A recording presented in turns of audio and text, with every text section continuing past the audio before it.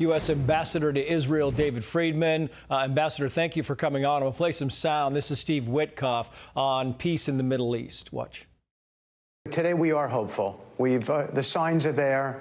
And we're hopeful for a comprehensive peace agreement. We're having conversations with the Iranians. There are multiple interlocutors who are reaching out to us, and I think that they're ready.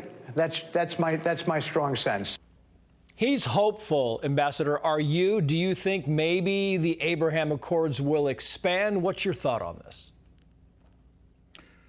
Well, it's a little early to bring the mullahs into the Abraham Accords. I mean, they're highly untrustworthy. I think there may be a deal there where we can get a verifiable commitment not to expand nuclear ambitions.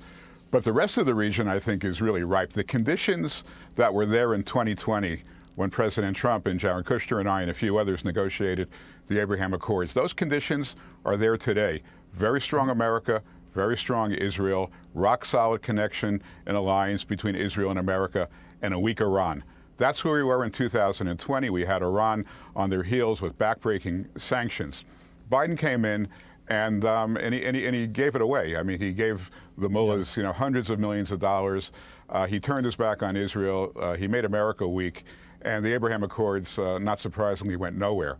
But now we're back to that same place. We have a very strong alliance, and Iran is weak. And I would expect, watch Steve Witkoff, he's very talented. I would watch the Abraham Accords closely. I think they will expand to a number of likely and less likely Muslim nations in the region.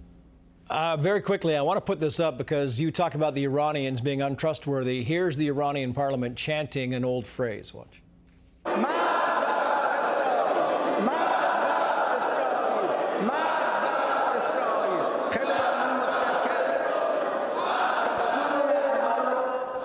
I mean, there you go. Death to Israel, death to America. It's kind of the same old stuff, and this is today. And you talk about the proxies, right? Hezbollah, Hamas, the Houthis. One, can you trust them? If you can answer that, and also, why is President Trump so invested in making sure that Israel drops this prosecution against Benjamin Netanyahu?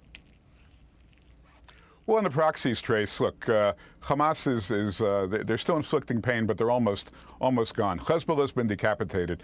The Assad regime in Syria is gone. Syria is having talks with Israel for the first time in 25 years. The Houthis are not messing with us anymore. So, Iran can yell death to America, but no one else is joining them.